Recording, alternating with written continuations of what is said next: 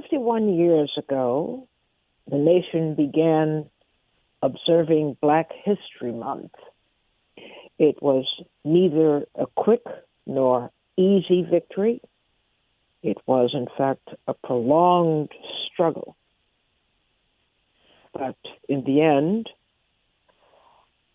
President Gerald R. Ford made it official in 1976 that the month of February will be known as Black History Month. What does it mean today? What did it mean then? So that's what we're going to be talking about today. Of course, as you know, yesterday, this was to be the program. Yesterday to start off the month of February, but the weather seemed to have entirely different ideas in New York and even here in Florida, where right now it's in the low 40s. Floridians don't like. They don't like that. They don't like the cold at all. So people are on edge because the weather is forcing us to go back into our suitcases and drag out our winter coats.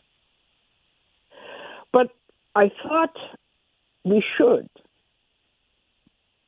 start the month this way, to talk about the significance of Black History Month. Many people think it's just for Black people. No, it's for everybody. Because if you doubt it, just ask yourself or people you know, what don't I know about Black history? And what is the point of Black history? It's not just for Black people at all. It is about understanding a people who have emerged in this nation as a significant part of it, and who have not really been respected enough to have people say, well, let's find out what this is all about. I remember when I first came to the United States, and I was just taken aback by racial animosity, just natural racial animosity that people had. Well, of course, it's unnatural, but it was just right on the surface. But what was more significant was they seemed not to care that they should make an effort to understand the complexity of the society that they're living in so that they can contribute to this notion that we talk about so often of democracy. Democracy is also about people understanding each other and respecting each other through understanding each other. That didn't seem to be high on the list of things to do in the United States. People just didn't see it was important to read, to study, to acquaint oneself with all these various cultures. And yet, coming from a small country, Trinidad, it's the way we lived. Every day. There are all kinds of people in Trinidad, and I keep talking from time to time about my own experience growing up. It would seem, having been removed from that society and looking at it from the outside in, that it was an extraordinary experience growing up there. But it wasn't extraordinary there. Everybody just was in the same place and had to get along and made an effort to do so. I grew up going to Indian movies. My father owned a movie theater, and Indian movies were a big draw. My godfather was Chinese. My godmother was what we called a Spanish Creole woman. We had extraordinary instances of intermarriage, and yet it was not at all unusual. It was very much acceptable, and it was just life. I have Muslims in my family. I have Hindus in my family. That's the way we lived. I do appreciate, though, that because so much of the negativity of the United States is mirrored back to the world, there has been an effect in Trinidad where people have become very conscious of race and not in a good way, mirroring the way Americans acclimate themselves to this notion of race and racism. But let's talk today about this idea of the national celebration and commemoration of Black History Month, but focusing on this question: what did Black History Month mean at the beginning? And what does it mean today? I don't care whether you're black, white, brown, or purple. This is a question we all should answer. We all should think about it, because after all, this is our society today. It's a polyglot society. And much of what we will experience as a nation has to do with the interplay, the interconnection between and among individuals and groups. Because this country, more than most countries I've been to or lived in, is fixated on this idea of race. And things that emanate from that idea, meaning how you are valued, jobs you can have, education that you might attain or not. In the United States, race is central to how we live.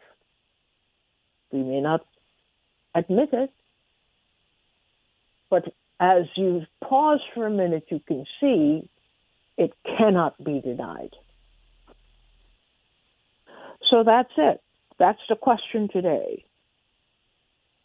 What did Black History Month mean when it came about, or as it came about? What does it mean today to you? And what do you think it means to society? 888-874-4888 is the number to call. And we're asking you to be introspective today, but also looking at how the world around you functions on the basis of this question. What is it that we have to have a Black History Month? Have you valued Black History Month? Is it something relevant in your life, Black History Month? Or is it just one of those things, you put up with, and the day will pass or the month will pass, and then you get back to life? But let's pause today and think about that. What does it say that a society sets aside a month as a result of great agitation and protest and pressing and calling upon the President of the United States to recognize as a national observance this, what we call today, Black History Month. What is it supposed to do? Has it done anything, you think? 888-874-4888. So I need you to move as quickly as you can because we will have a lot of people calling in. And you can basically be first in line right now. Jane from Maryland, you're on the air. Good afternoon, Utrice, and thank you for... Good afternoon. So I think it was about 3 weeks ago, Henry from Chicago called in, and he was pointing out a video of you giving a speech that was on YouTube. And another caller called in subsequently to talk about some different activities at the UAM that used to happen at the Slave Theater and all that stuff. So today I wanted to talk about another video which addresses your question today. This is on YouTube, and listeners can look this up by searching The Great Debate. And Utrice, this was a debate that was moderated by you, where Dr. John Henrik Clarke was debating Mary Lefkowitz and a couple of others who were supposed to be scholars of Africa. And it's a 3-hour video, so it's very long. I caution listeners, before you sit down, make sure you are very comfortable. But I found it shocking how ill-prepared these scholars were to take on the questions of the moderator or the facts that were put forth by Dr. Clarke. And so if you watch that presentation and think of it in terms of Black history, and to address your question directly, what Black history means, here you have scholars who are publishing works out of a university, who are telling you and showing you by their very weak presentations that history does not mean very much to them. Now, the fact that Dr. Clarke just ate them up, I think is really secondary, and that's really what I think I was expecting, and I think that you were expecting in putting that event together. But it was such a rich education to sit and watch what the okay. Jean, we could hardly hear you. Your connection is really bad. So could you call back? Let's see if we get a clearer line on your end. Ed from Jamaica, you're on the air. Hey, good afternoon, Utrice. How are you? Okay, how's by you? Oh, we're 2 foot deep in the white stuff. So, and with my disdain for snow, that being said, not so hot. Oh wow! Yeah, it's kind of cold here. As I said, it's the nature it's very of the cold here for Floridians. They're not into this kind of weather. 40 in Florida is like frostbite weather, so I sympathize with you.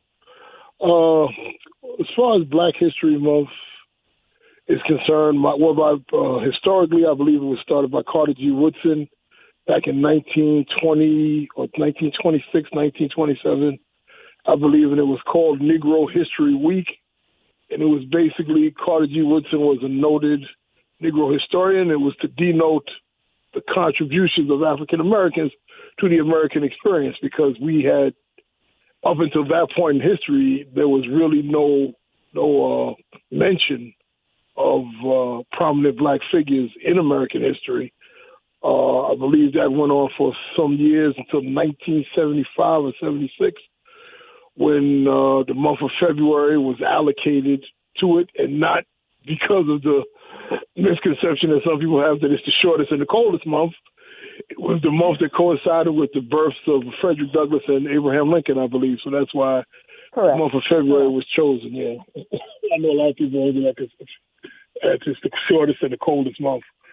And for many years, I mean, as far as my growing up, that's what the month was about. There was special mention made of black inventors, black statesmen, Madam C.J. Walker, or the others of that venue, of that line.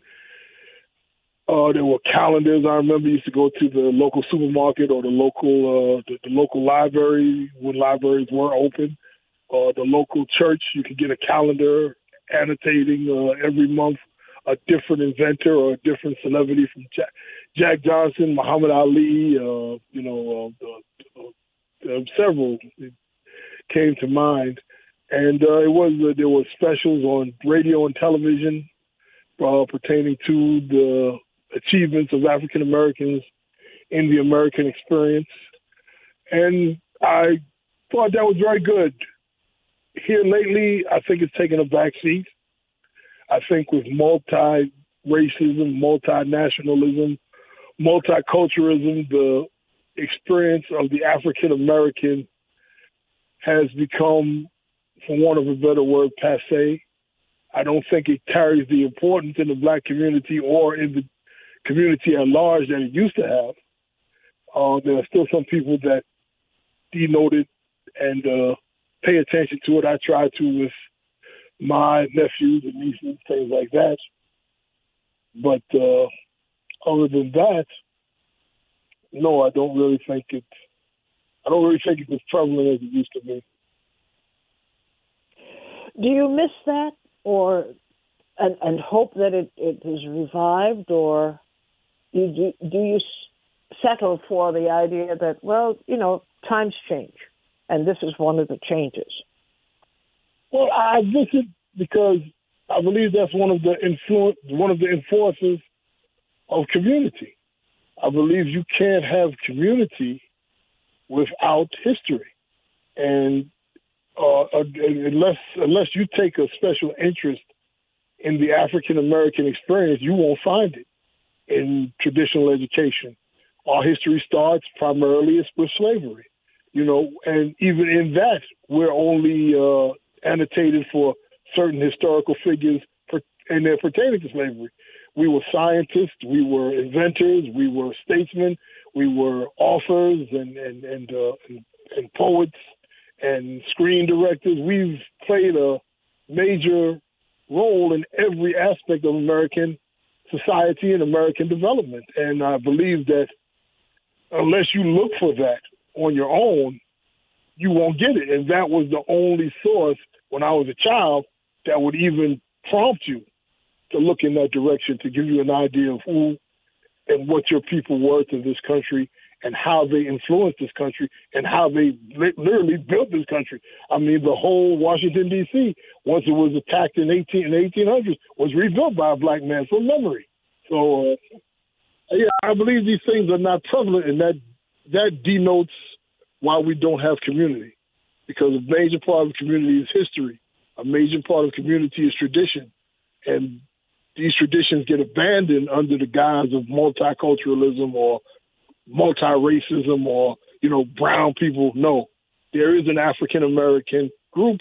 There's a specific African-American experience, and it should be denotated not only one month, but every month, every day of the year, because we are an integral part of this country's history, its development, and unless we're careful, we won't be a part of its future. So does it bother you that there's this loss, a sense of loss of identity because there has been a slacking off on the promulgation of Black history, not only to African Americans, but also to all other groups. Yes, I thought of it. Yes, of course it bothers me.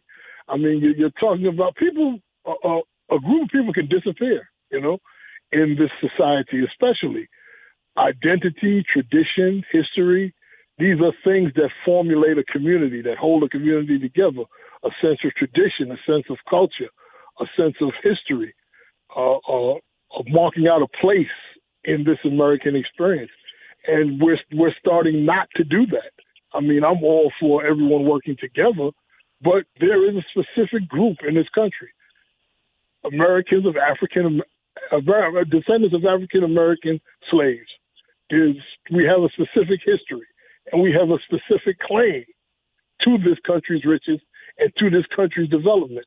And if we don't keep that history, if we don't keep that integral part that separates us from the mass, then we just get washed in with everybody else, and that's not correct. That's my whole case for reparations is based on the fact that my ancestors had a distinct and vital part in developing this American experience. And we were the only people that were legislatively, judiciously, socially, ethically, and religiously blocked out for whatever reason, be it class, be it economics, be it color, whatever you want to call it. We had laws and the government specifically set out to alienate us from the American experience. And that hasn't happened to any other group. And we need to remember that. We need to hold this country responsible for that. Thank you for your contribution today. Very thoughtful. 888-874-4888. We're discussing Black History Month, but we're not talking about Black History Month as a month. We're talking about the intention of educating everybody, but especially people who were deprived of knowledge of self over a long time, which was fine because it made them absolutely vulnerable to being conquered and being ruled. They had no sense of identity, no sense of self, no sense of where they came from, no sense of their accomplishments, no sense of their lineage. And therefore, they were looking to, or I should say they were controlled by a system that perfected this idea of making you a stranger in your own brain, in your own self. And the great Carter G. Woodson, who was a historian, began in his own way to do something about it by retrieving for us the missing pages of our history. And then others, Dr. Clark was mentioned, but we have so many others who contributed different pieces of that mystery to us as to who we are, where we came from. And it is about identity, creating identity, which is also about creating selfhood. So this is not just, do we get to read an essay in February, or do we get to eat chitlins in February as a nod to Black History Month? But there was a very heavy political message here. And we're discussing the state of affairs with that message and with that notion that too is part of a mission that we have to educate ourselves. And by ourselves, I mean everybody ought to know. Everybody ought to know about Africans in America. How did we get here? Where were we before? What had we accomplished? What kind of societies did we create? What kind of knowledge did we create so that all people could benefit? It's a very powerful question. And it's sad, I agree with you, Ed, it's sad that so many people dismiss it as being trivial. And that Black History Month comes down to, you eat an occasional slice of cornbread, or you eat an African American dish, and you call that, Black history. But no, that's not what it is. So I'm probing today to find out if you still remember what it is. Are you still in touch with your Black history? I mean, everybody. I don't mean just Black people. Because in growing up, I grew up in a colonial country. And I was forced to learn about Britain. I wasn't living in Britain, obviously. But that is exactly what we were required to do. The masters insisted that their subjects know something about the greatness from which they came. Jean from Maryland, you're back. You're on the air. Thank you, Utrice. I'm sorry I had some kind of technical difficulty there. That's okay. I was just pointing out earlier that the video, The Great Debate, that you moderated with Dr. Clark versus Mary Lefkowitz and a few others really points out, not so much for what it says directly, but for how scholars tend to treat Black history as sort of an aside, that it's just not important. I found really, really shocking and really put upon by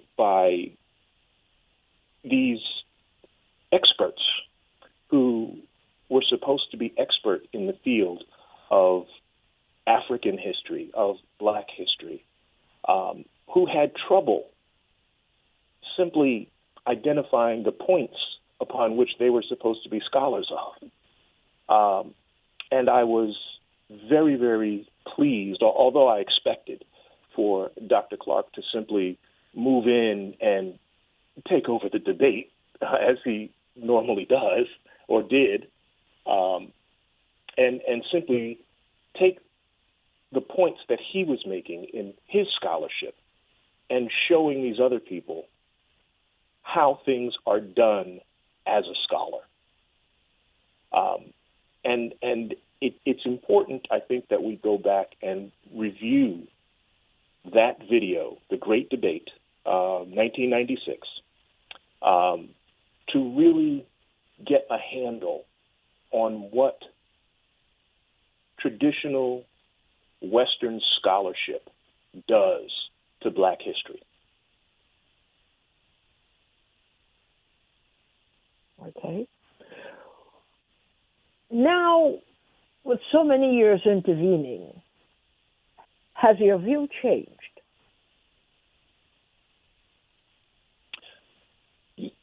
Yes.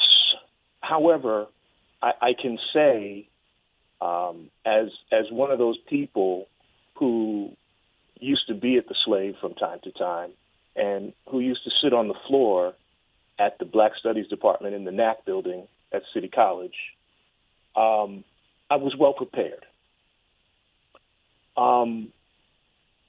But I think that there are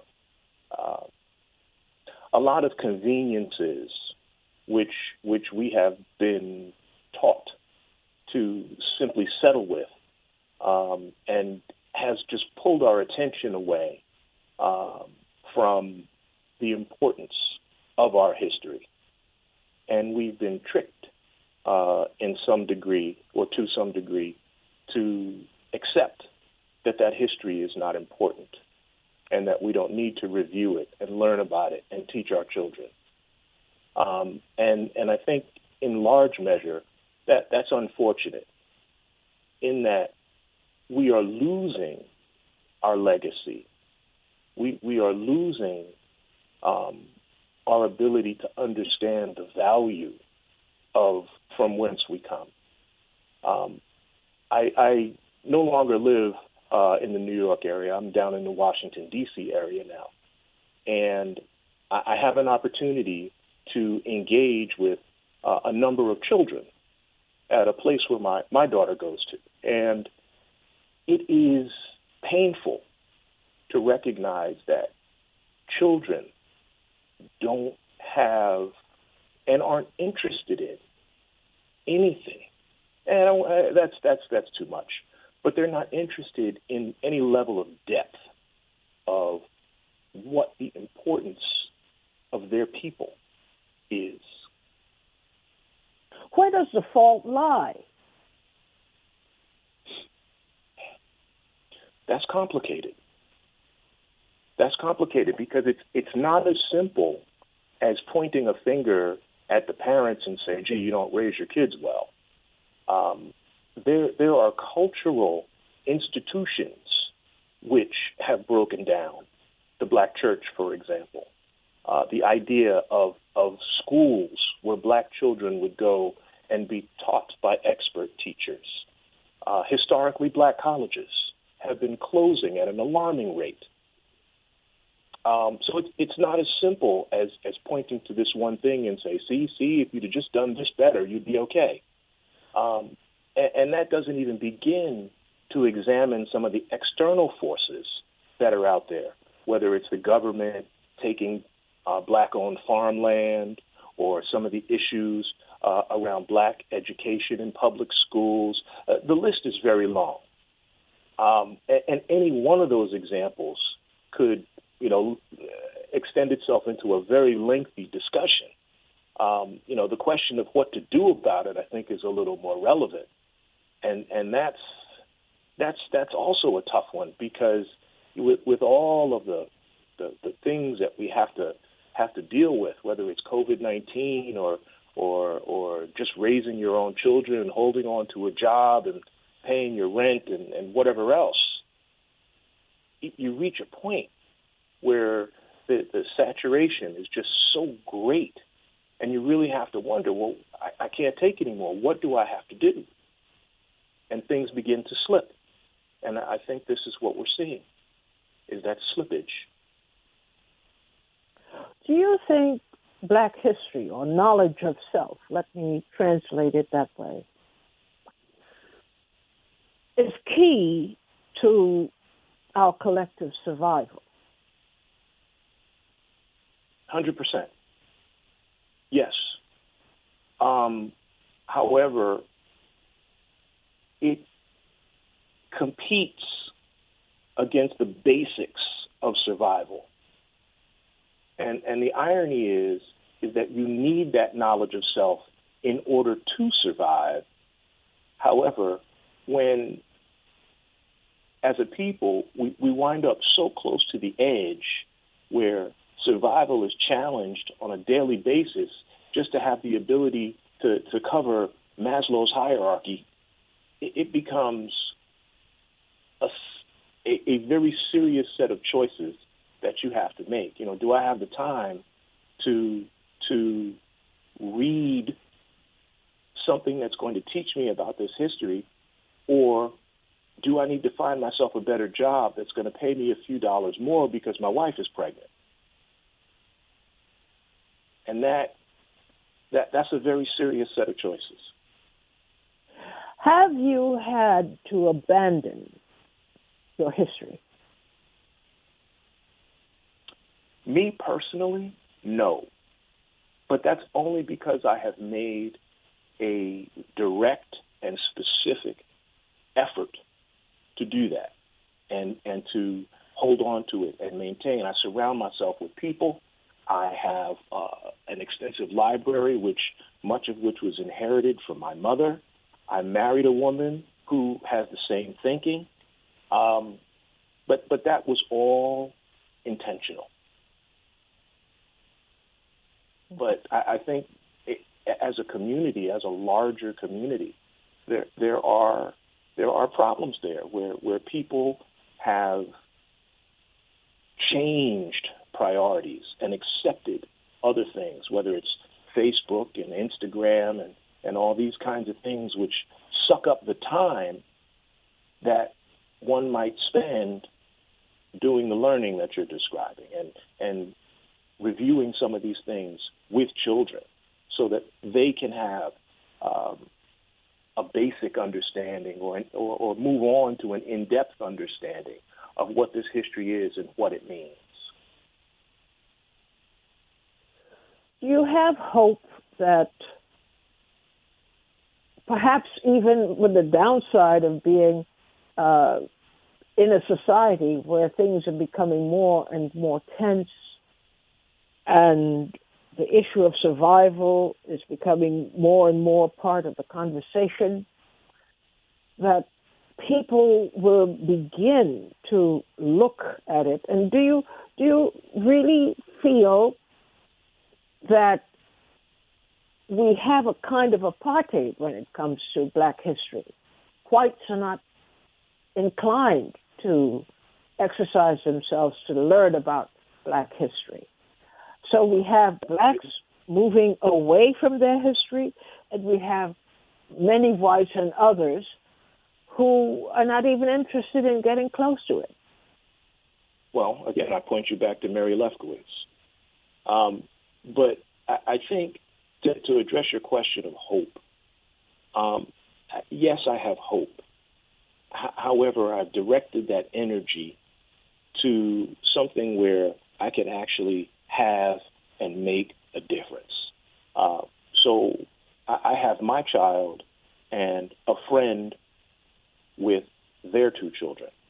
And our families come together regularly. We read, we take a look at some of these videos that I was describing earlier.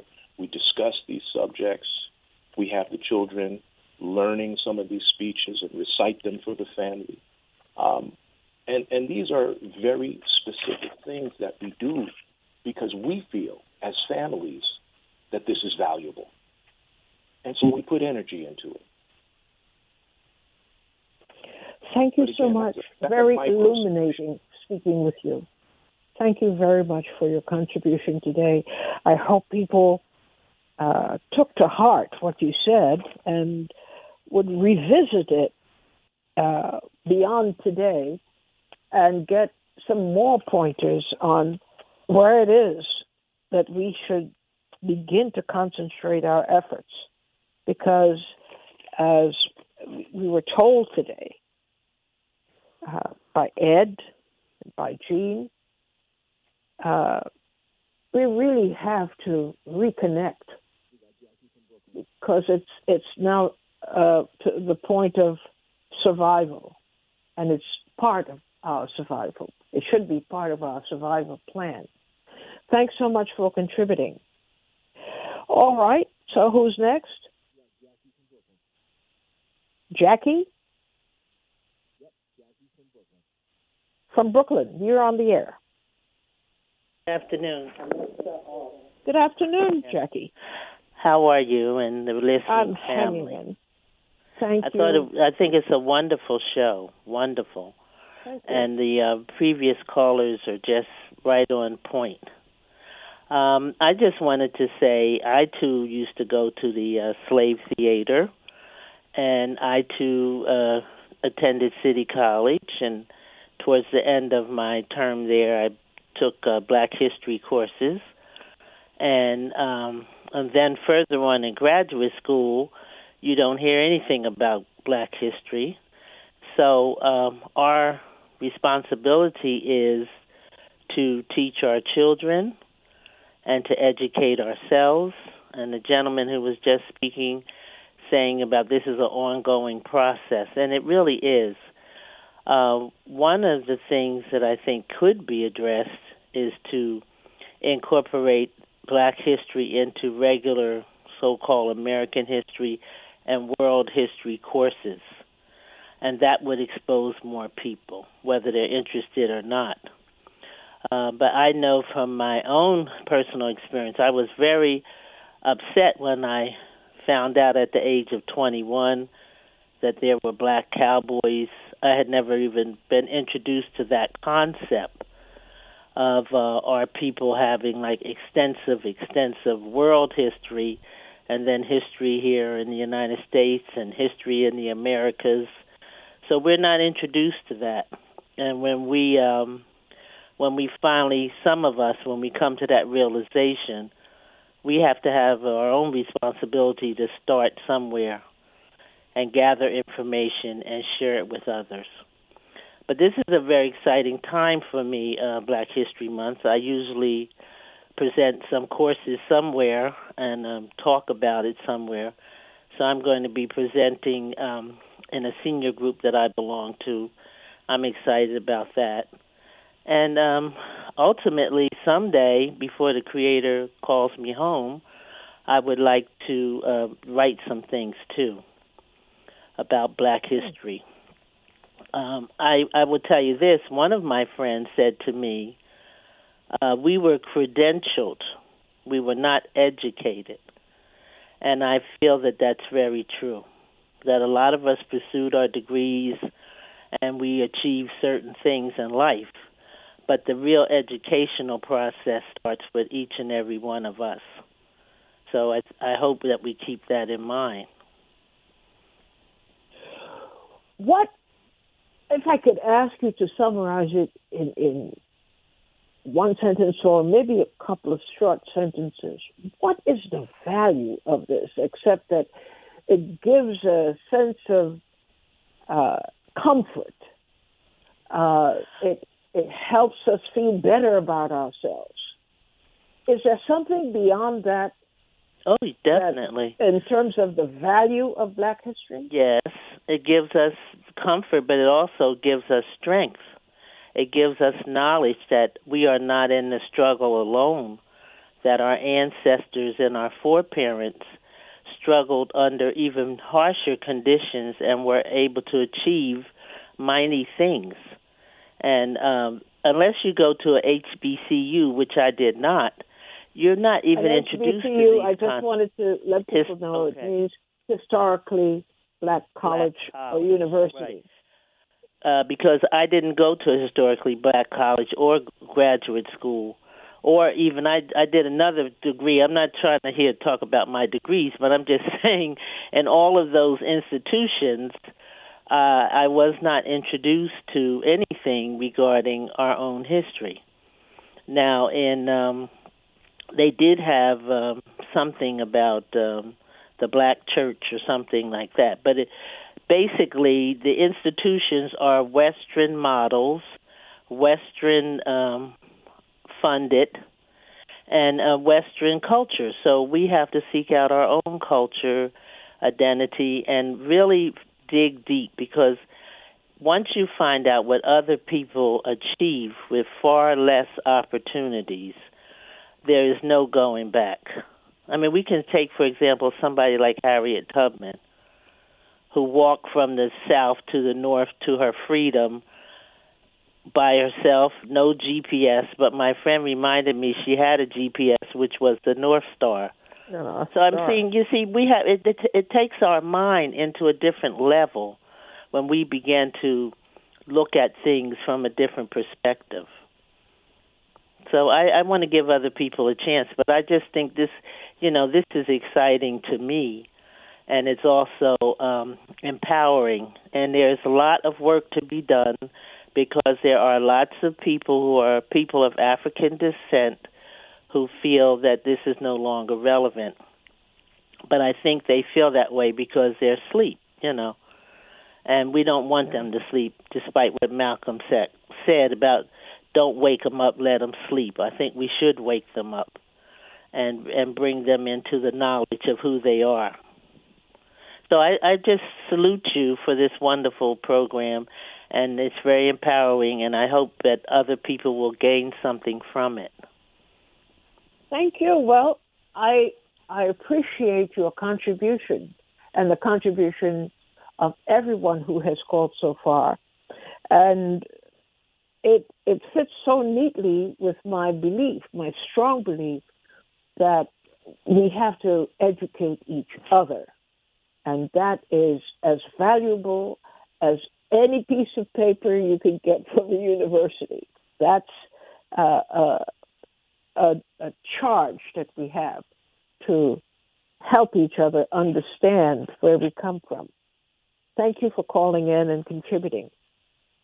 888-874-4888. We have time for at least one or two more calls. Let's hear from you. This is important, and I want to also tease something. It's a precursor to a very special presentation I'm planning, and it is going to be a blockbuster. That's for sure. It's going to be a blockbuster. And we are going to be talking about one of the greatest intellectual minds that we have produced, who dealt with a whole bunch of things: politics, sociology, economics. He dealt with the whole thing. And I'm not going to call his name yet, but I am guaranteeing you would not want to miss that. That's a very strong presentation. And it will be done in a couple of parts so we can do justice to the accomplishments of this man, who isn't very well known at all. He died several years ago, and we still don't have an appreciation for the work that he did, despite the fact that he was such a luminary, such an incredible intellectual, and we need to know him. And I have a special guest who has written a new 2-part series on this man, and he will be the principal presenter. And what I liked about the whole thing is that he's a self-taught writer and researcher, and nobody has anything on him, that's for sure. He knows what he's doing. He knows what his research shows. He knows how to write. And I will have the exquisite joy and privilege of sharing the microphone with him. And we will present this extraordinary man. You must know about him. Everybody must know about him. And we are hoping that that would correct overlooking him all these years. 888-874-4888. I can take another call if you're there. Are you Hello? there? I haven't heard anybody. Hello? I'm not hearing. Yes, I'm hearing. Hello? Are you sure? Yes. Hi, this is Henry from Chicago. Oh, Henry from Chicago. How you doing? How you doing? Oh, it's cold over here. It's just like in Florida. So what's new? You're from Chicago. Get with it. It's supposed to be cold, even in the summer. Oh, God. All right. God, Patrice, you had me last on all of these calls that were just absolutely great, and they just took all of my ideas that I was going to say. But in regards to one of the conversations about identity, and this is the importance of learning our history. And, the attention of Carter G. Woodson, and I think this was covered before in one of the conversations, is in regards to kind of reclaiming the identity that we once had as Black people, because during the time that Carter G. Woodson wrote, a lot of his stuff, and in his seminal work, The Miseducation of the Negro, which I encourage anybody to read, which basically you can find why he did, Negro History Week at that time because of the fact that, educational institutions weren't, teaching Black people what they did in their history. So this is why he did it. But going up to now, one of the problems that I am having with history is that it is not being told by us. And it is being shaped in a way where our history is not supposed, like for me, history is supposed to not only shape an identity, but it's also supposed to shape what we as a people need to do as far as what work that needs to be done. As always stated, too, the ancestors have left us the blueprint of what we need to do to fight these systems of oppression that we go through right now. And so we have people that don't look like us who is telling our history in a way where it's not benefiting us. And I think a lot of us have gotten away from it because of the fact that this history that they're telling, the narrative that they're telling about our history, does not really, benefit us in the long run. So when we just recently celebrated the life of Dr. Martin Luther King. Now, obviously, he is like the perfect example of how they have been shaping his narrative about, he's a guy who just basically did a speech on the Washington Monument in 1963, and he wanted little Black boys and little Black girls to come together with little white boys and little white girls, and that's the narrative that we get of Dr. King. But we don't get anything else in regards to what he did to fight against systematic racism, militarism, and poverty. So we don't get that narrative from him. So that is my problem with what history is now, is that we are not telling the story. And we are getting other people to tell us the story, which does not benefit us at all. And we need to do a better job of telling our story so we can have a more sense of identity. This fight for history is still going on. I mean, you had Donald Trump passing this 1776 project, which is supposed to, fight against the 1619 project that was released last year. And was interesting, too, is the 1619 project that was written in the New York Times. I believe one of our guest historians or regular historians that you have on the show, Dr. Gerald R, worked on that. And this is why, his work, along with other living historians, and, as much as I, admire Dr. John Henry Clark and Ivan Van Sertima, we also have to recognize the historians that are here right now, So Gerald Horn is like the historian that's here right now. And we have to recognize his work because I feel like his work is not, it's not blown up in the spotlight like it should be. And others like Dr. Greg Carr from Howard University, that we should understand that they are telling our history in a way where it's going to benefit us in the long run. Well, thank you. You make a very strong point, a very important point. History should reflect the realities that we have experienced. Many people write history, but it's not from that perspective. They look at us as strangers, too, so we have a problem there. But I'm excited about this project I'm working on, and I think you would love it. It's going to be great. Thank you so much for tuning in today, and we'll continue talking. Bye-bye.